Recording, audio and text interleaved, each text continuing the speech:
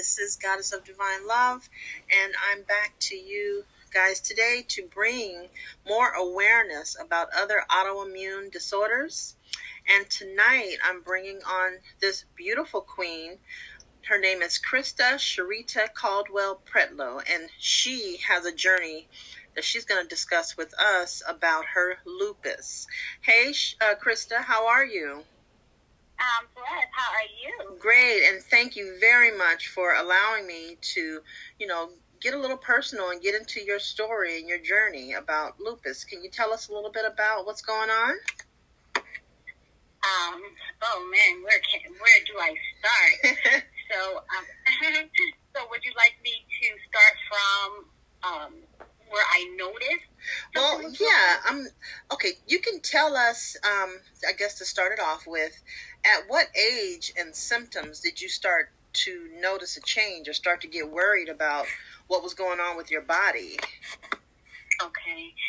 So, growing up, I was pretty aware of my body. I didn't really break out a lot. I came from the most part from a very healthy family. Mm-hmm. We didn't eat a lot of fast food at all. Like, fast food was a treat. To go to McDonald's was like, ugh. But it was. My father, he just did not allow us to eat a lot of processed food. Right. Smart man. I didn't grow. So I didn't grow up, in an unhealthy environment in that sense. However, I was always like a bird eater. Mm-hmm. I never really ate a lot of food. My grandma used to always say, Christa, waste not, won't not. Right. So I will always have to be that sibling or that young lady who they only poured a little bit of whatever, into my cup, or mm-hmm. I had to use a smaller plate because I was not going to eat all the food. Mm-hmm. But with that, my body just it wasn't getting the proper nutrition to deal with my grown up self. Okay, and I'm explaining. Okay. So I grew up, athletic. I was a cheerleader. I was in track. Uh-huh. I love roller skating. In college, I used to do rollerblading all over campus. Mm-hmm. I was in the dance troupe, so I was very active. That's what I'm trying to get to. I was very active. I got married at the age of 23. I have two beautiful children. One is 20 and one will be 16. Okay. I'm a high school math teacher. Mm-hmm. I'm a travel business owner. Mm-hmm. But life and all that it brings brought me some lemons. Okay. And during the time when life was bringing me lemons, it seemed like I was just being thrown a bunch of lemons all at one time. Okay. And my body couldn't handle it. And I remember I couldn't sleep.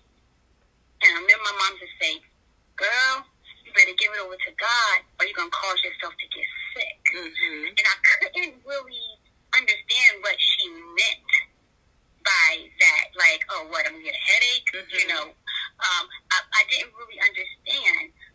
Moving forward, I needed a little break from my everyday life. And I kind of hustle ran and bustle. away. Yeah. Mm-hmm. Yeah, I ran away for about a week. I didn't let anybody know where I was, except for my older brother, Mm-hmm. who's the pastor. And I let him know, and I told him, if you tell anybody where I am, Mm-hmm.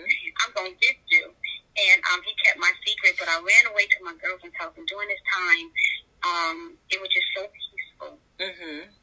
Even from the praise and worship music. But then I noticed that my face had like a little mark on it. And going back to my previous statement, growing up, I never really broke out because my body was just pretty much said pretty okay things. So Okay. I never really had breakout. I never had acne or anything like that. Okay. So when I broke out and I tried everything that I knew, from black soap to everything, and it still wasn't going away and it was spreading, my girlfriend who I was staying with at that time said, Christa, listen, I need you to go and talk to my dermatologist. Maybe she can give you more insight. So I did that. Well, as I was sitting down waiting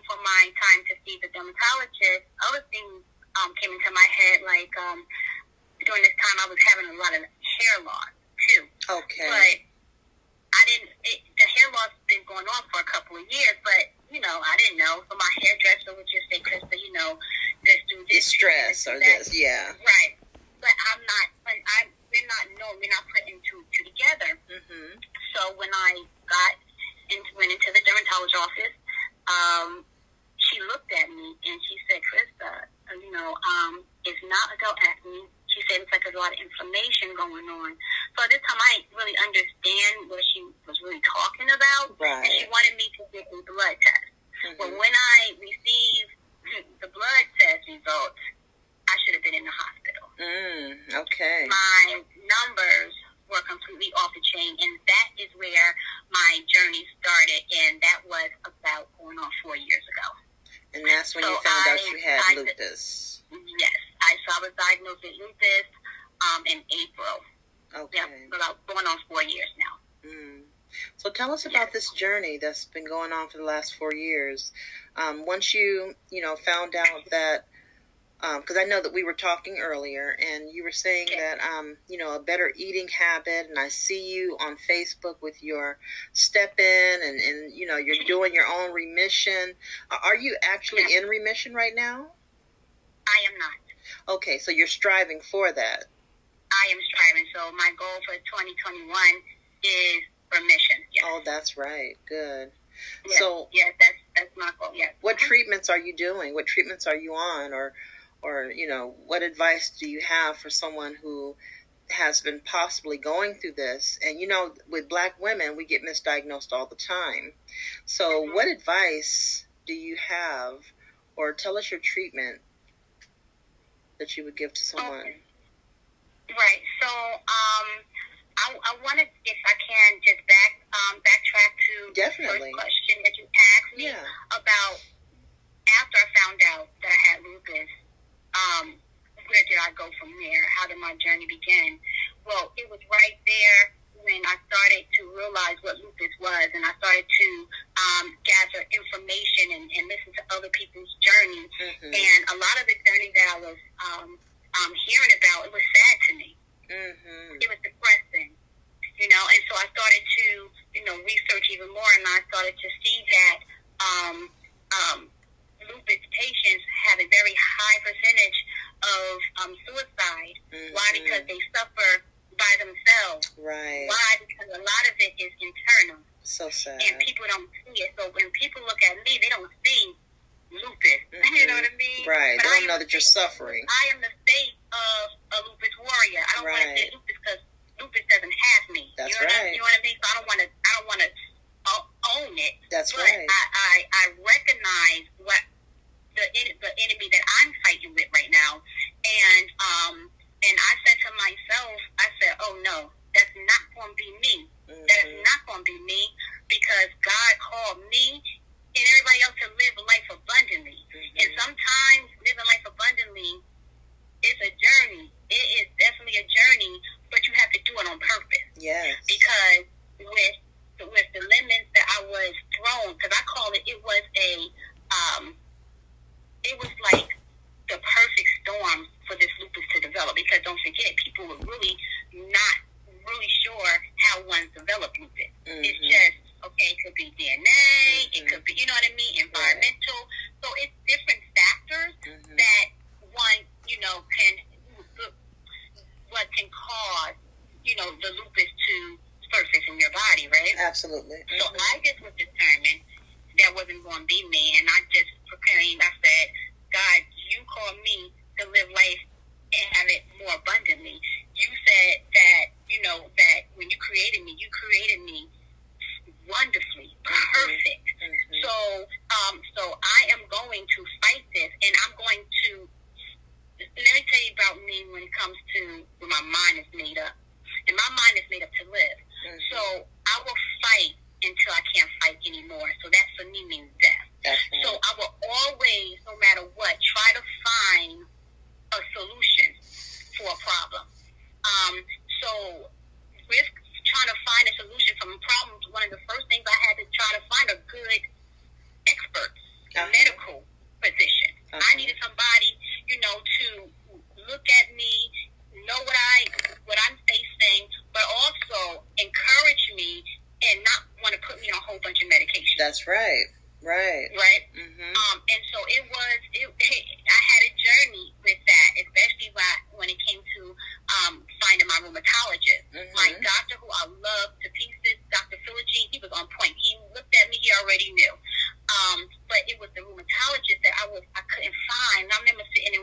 dermatologist's office, and I was just crying.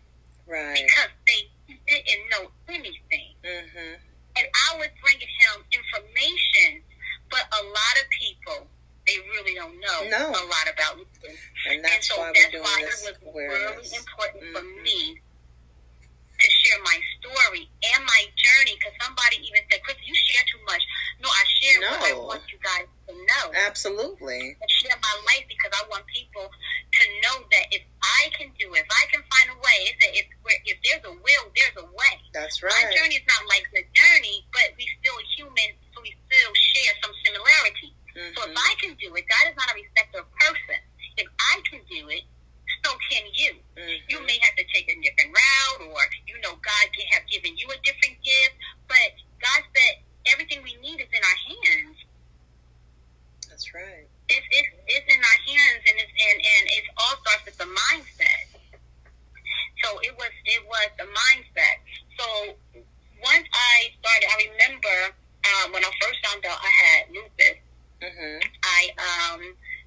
I was driving with my husband and some friends. We was going to Philly, and that was I'm going to say it was a good trip, but it was the worst trip for me, because at this particular time I didn't have any medications in my body. You didn't? So the lupus was really intense. I did not. Okay. Because it's when I just found out. So I was making appointments. Right. And sometimes doctor's appointments, it could take a minute to get in, especially like the rheumatologist, right? So I was just trying everything I can, but I didn't have like the prednisone in me, right? Or the Plaquenil, and I didn't have any of that, right? The prednisone, especially because the prednisone, I didn't know that at the time, but it helps balance my immune system, okay? Because my immune system attacks itself. That's what happens. My body attacks itself, and so that was one of the most painful trips, and it hurt so much that I told God, if you don't help me find a way to eliminate this pain, please take me now. Because I had to cry myself to sleep. Oh, yeah. I remember them nights. And it was many nights I had to cry myself to sleep. And it was many nights where I had to get up and I had to call my mom. And I just had to cry to her because I was scared. Yes. You know what I mean? But one thing I do know is that prayers of the righteous availeth much. And my mom is a praying mother. And she prayed for my strength. She prayed for my ability to overcome whatever obstacles I was going to have to face. And I just been on that journey. My doctor told me, Christa, you need to change your lifestyle. He said you need to find ways to not stress, because stress is a silent killer. Oh, yes, it is. And it has a way of taking you out of here. So anything, that's why I'm in the travel industry. It's time for, I need just me time. I call it me time. Right. And I'm in the travel industry, so I'm able to take some amazing little getaways, just me. Sometimes I take it with my family, sometimes, but it's for my mental condition. And then he told me, Chris, you have to exercise more. You have to, do more yoga. It helps my bones. So I started doing that. And I'm a type of person, I follow directions very well, for the most part. Especially if I know it's good for me. Right. So I started to do it. I fell at times, I stopped at times, but I never quit. I always got back up. They told me, Christa, you got to stop the processed foods. You got to try to cut out, your sweets and things like that. And I realized that every time I ate wrong, I would flare so bad. Oh, yes. Me too. I would flare. I would start, and see, I have SLE and discoid lupus. So SLE, it's systematic lupus. It affects my entire body. And then discoid lupus, it affects my skin. So I'm sensitive to the sun. So you're attacked by both of them. Yes, I am. So my thing is like, okay, devil, you're not going to not allow me to enjoy the sun and outside. So then I started finding ways of, traveling with lupus. That's why I travel for lupus. That's my company, Travel for Lupus. Yes. Actually started. And so every time I book a trip, or every time I book somebody else's trip and get paid from it, I give a percentage to the Lupus Foundation of America or to another organization. that is trying to find ways to cure lupus. Wonderful. I did a very big birthday trip. On my 40th birthday trip, I did a birthday cruise, and I was able to give back to the Lupus Foundation of America through fundraising. So, that was part of it, but I was just determined, so I got into yoga. Then I found a way to start, turning my lifestyle around with my eating habits, and I started to move towards more vegan style. But I couldn't do it by myself. I kept on selling by myself. But I found a community that has assisted me in this journey, and I'm so grateful for it, because community is everything. So is this the lupus community that you found? Is this the lupus community that you found? No, actually, no. It's not a lupus community. It's just it's a group of individuals that practice healthy living. Okay. Yep, they practice healthy living. I am connected to lupus groups, but for the most part, it's for us to vent.